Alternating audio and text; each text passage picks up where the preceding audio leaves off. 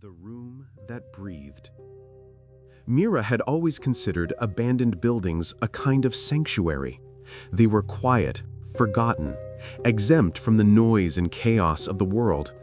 She photographed them for a living, peeling paint, fractured windows, rusted bed frames left behind like bones. Her followers loved the aesthetic. But abandoned places were only beautiful from the outside, she often reminded herself. Once inside, they could feel wrong in ways you couldn't explain with lighting or composition. The house she chose that October afternoon wasn't on any map. It sat alone in the trees, slumped into the earth as if it had been trying to hide. The door hung crooked on its hinges. Every window was blind with grime. A weather-rotted sign by the yard had once said "private property," but only the words "proper" and "RTY" remained. The rest had flaked away.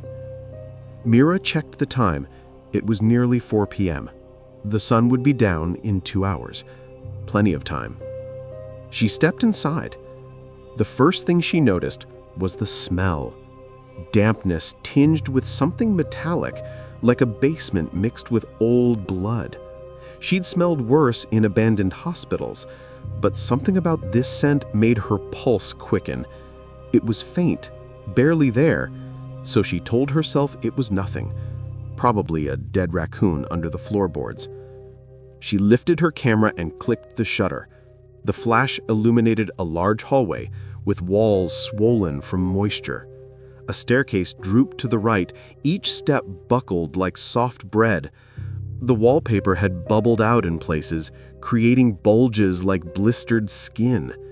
She took another photo. The camera whirred, then froze. She frowned. The camera worked fine outside. She checked the battery. It was full. She turned the device off and on again. It clicked back to life. "Don't start acting up in here," she muttered. As she moved deeper into the house, she noticed the floor felt warm. Not warm like trapped heat from sunlight. Warm like something was breathing beneath her feet, rising and falling, subtle, rhythmic. She stopped and pressed her palm against the wood. A faint tremor traveled up her hand. No, must be her imagination. She forced her attention to the next room, a living room that looked like it had collapsed under the weight of time. The sofa had no cushions, a toppled lamp lay in a corner, a broken television drooped forward, screen cracked like a spider web. She snapped another photo. The camera flashed, then the screen displayed a strange notification. Mira blinked. Subject? She was alone. She glanced behind her. The hallway was empty. She shook her head, uneasy now, and zoomed in on the photo. The image showed the living room exactly as it looked, except for a faint silhouette in the far corner, a shape darker than the shadows, a shape that hadn't been there a moment ago. She lowered the camera and looked into the same corner. Nothing. She exhaled slowly, grounding herself. Light trick, just a light trick. But the warmth under her feet pulsed again, and this time she felt it clearly, a rise and fall like the house itself was taking a shallow, wheezing breath. She stepped backward. The floor rose beneath her step just a little, as if something pushed up from under the boards. "Okay, that's enough," she whispered. She turned toward the exit, but the hallway seemed longer now, darker, more distorted. The walls, once sagging outward, now seemed to angle inward, narrowing the space. The wallpaper pulsed faintly as if something moved behind it. She raised her camera and took another photo. Flash. "What?" Her voice cracked. "Two?" She zoomed in. There she was, standing in the hallway, and behind her, just over her shoulder, was a figure, tall, thin, impossibly elongated. Its limbs stretched to the floor like dripping tar, its head tilted like a broken marionette. But the most horrifying part was the face, or the lack of one. The thing had no features, only a smooth expanse of pale skin stretched tight. Mira whirled around so fast her camera swung on its strap. No one. Just the stale, warm air. She backed up, pulse hammering, and the house creaked around her, a long, low, groaning sound like something waking up. The bulges in the wallpaper pressed outward more visibly now. They shifted, crawled, as if something inside the walls was moving towards her. She ran for the front door. It was closed. She didn't close it. Her fingers shook as she grabbed the handle. It didn't budge. She threw her weight against it. Nothing.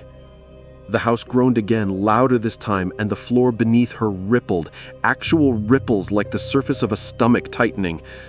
Her camera dangled at her chest. She lifted it with trembling fingers and snapped a photo at the door. Flash. She stared at the number. Behind her were 3 more. She didn't want to look. She turned the camera toward the hallway and hit the shutter again without thinking. Flash. The preview screen showed her standing at the entrance, shaking, and behind her, emerging from the hallway like they were peeling out of the walls themselves, were 4 tall, faceless figures. Their limbs bent at impossible angles. Their bodies seemed too thin, as if they had been stretched like taffy. They were closer to her in the photo than they were in reality. Except, she lowered the camera. They were in the same place as the photo now. Closer. Too close.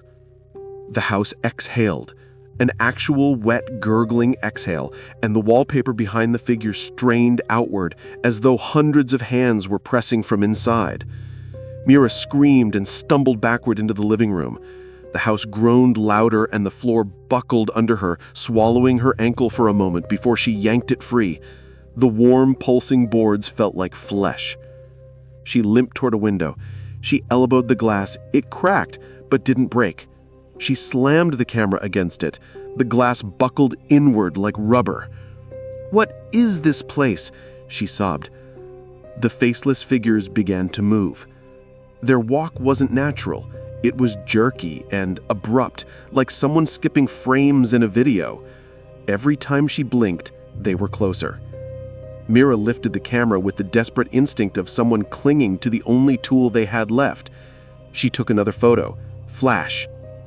The preview revealed at least 10 figures now, all crowding behind her, pressing, looming. One of them had its long finger-like limbs wrapped around her shoulders in the picture, but she felt nothing. Then something cold brushed the back of her neck.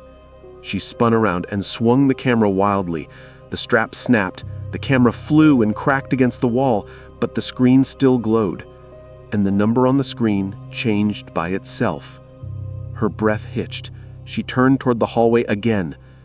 They were all there now, silent, watching, without eyes. One of them tilted its head, and the stretching skin made a sick crackling noise. The wallpaper behind them pulsed with each of the house's breaths, and something inside the wall tore softly. A pale hand protruded, fingers wriggling wetly. Mira lunged for the broken camera on the floor, scooped it up, and without thinking, bolted up the staircase. The steps rhythmed under her feet, but she climbed anyway, half sobbing, half screaming. Behind her, she heard the creaking of the figures following. Upstairs, the air was hotter, thicker. The hallway narrowed into a sickening choke point of warped wood and peeling plaster. The floorboards rose and fell like the ribs of a sleeping beast. She didn't remember entering the room she found herself in. It must have been a bedroom. A collapsed dresser lay on its side. A cracked mirror clung to the wall. She lifted the camera again. Another flash. 1? Her heart flipped. The preview image showed only her. But her reflection in the cracked mirror was wrong. Longer, thinner, stretched like the figures behind her. Her reflection raised her hand before she did. Mira dropped the camera. She stumbled backward into the center of the room as the mirror reflection stepped forward, out of the mirror. The surface rippled like water. Another faceless figure emerged behind the reflection, then another. They poured through the mirror like unfolding shadows, thin and trembling. The house groaned, louder and louder, until it wasn't a groan anymore, but a heartbeat. A slow, pulsing heartbeat. She realized then what had been wrong from the beginning. The house wasn't abandoned. It wasn't even a house. It was alive. And it was hungry. The figures, extensions of it, closed in around her. The floor swelled beneath her feet. The boards split open. Something warm and slick wrapped around her ankles.